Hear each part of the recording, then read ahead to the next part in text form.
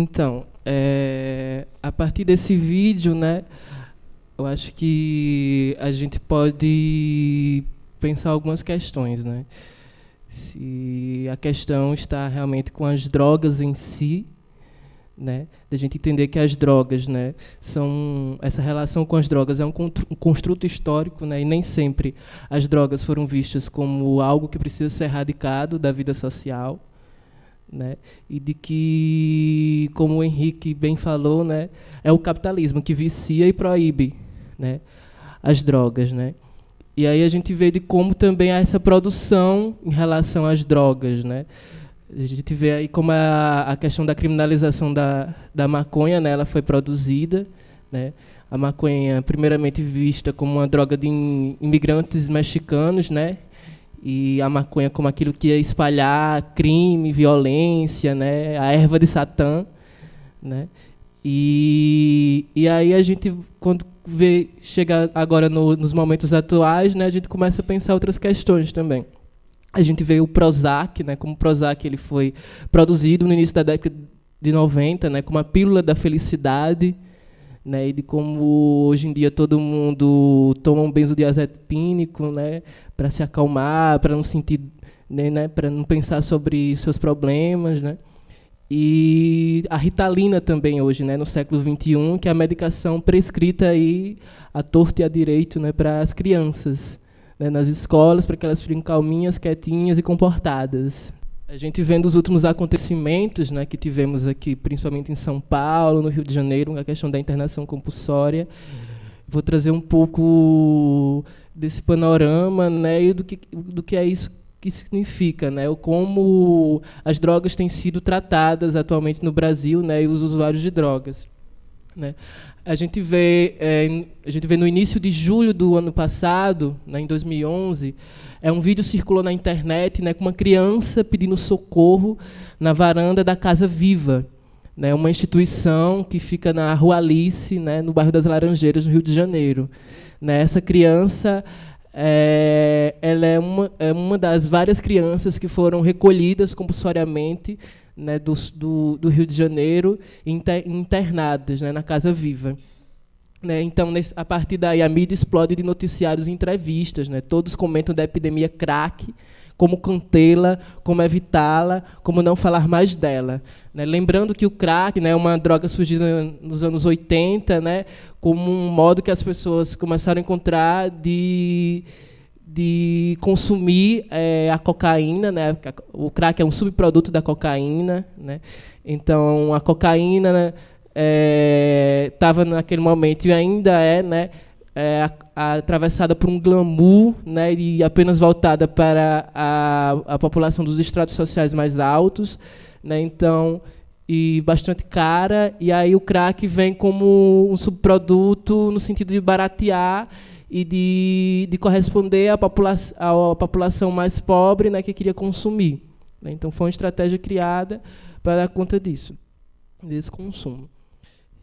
E aí, como contê-la, como evitá-la, como não falar mais dela.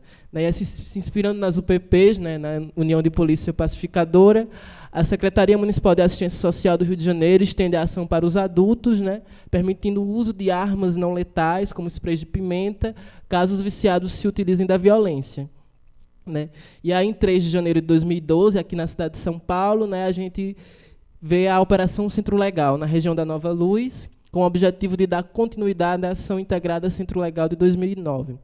Né, dividida em 3 fases, a operação se deu a partir da força policial, que agia segundo a perspectiva de retirar os traficantes de circulação, encaminhar as pessoas que faziam uso de drogas na região para tratamento em comunidades terapêuticas, né, mesmo contra a sua vontade, e evitar ao máximo que o espaço da Cracolândia volte a existir.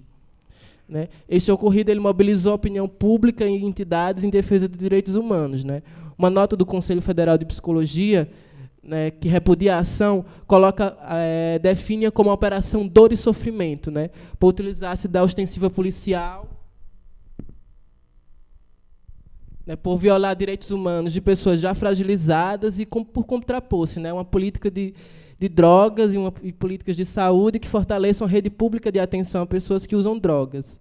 né, e por entender que a operação não resolveu as questões sociais das pessoas que residiam na Cracolândia, né, as pessoas continuaram sem moradia, continuaram sem acesso aos serviços e outras questões da sociedade, o Ministério Público de São Paulo a considera ineficaz e fracassada, pois legitimou ainda mais o usuário como criminoso e ofendeu o princípio da dignidade da pessoa humana. Então, para tanto, o MP ele ajuizou uma ação civil pública contra o governo do Estado de São Paulo, né, pedindo 40 milhões de reais de indenização, né, para as pessoas da Cracolândia. Então, cabe ainda destacar um pouco a perspectiva dos lugares para onde estão sendo enviadas essas pessoas, né, que normalmente são comunidades terapêuticas de base religiosa, né, portanto, contrárias à laicidade do Estado.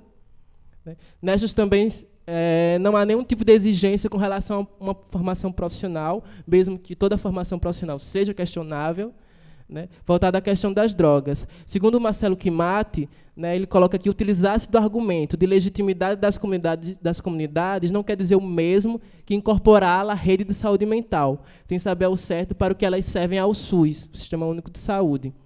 Pois, além de alimentarem a percepção de necessidade de isolamento, promovem a abstinência como única possibilidade de tratamento, sendo, portanto, contrárias à reforma psiquiátrica, né, que é um processo de militância muito forte desde muito tempo, desde da Itália, com Basaglia e outras pessoas, que entendem que não é através da internação que a gente consegue tratar das pessoas, né? A reforma psiquiátrica ela vai pensar que é preciso retirar as pessoas dos manicômios e criar uma rede de saúde, de suporte para essas pessoas no tratamento em liberdade.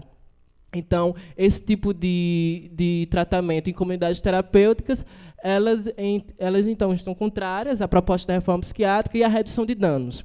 Né? Vale salientar também que este modelo de comunidade terapêutica difere de um modelo adotado pelo psiquiatra inglês Maxwell Jones.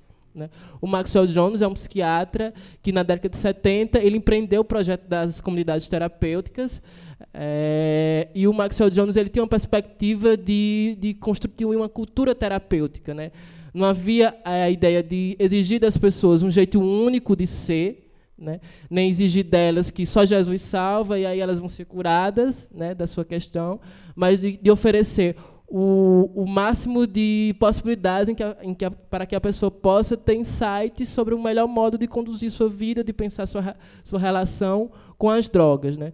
Não era exigido das pessoas que frequentavam a comunidade terapêutica do Maxwell Jones que elas estivessem em todas as atividades propostas pelas comunidades terapêuticas, né? Porque a gente vê também as comunidades terapêuticas atravessadas por essa coisa de exigir que a pessoa esteja em todas as atividades, aquela coisa da laboterapia, que também é uma possibilidade, mas não só a partir da laboterapia as pessoas podem ser tratadas. Né? Então, assim funcionava esse modelo de comunidade.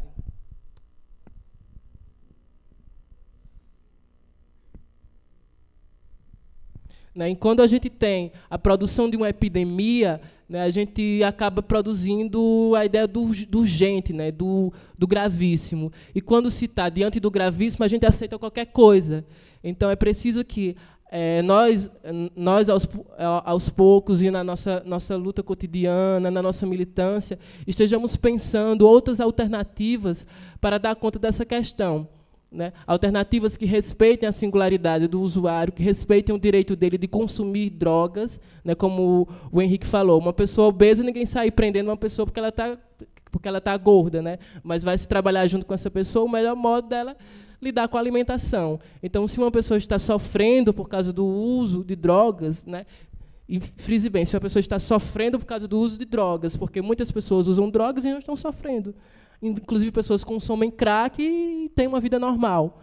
Né? Normal, entre aspas, nesse sentido. Então, que as pessoas possam consumir suas drogas com qualidade de vida e que, se elas estão sofrendo, que elas possam ter espaço para repensar seus usos e ter a sua singularidade e a sua liberdade preservadas. Né?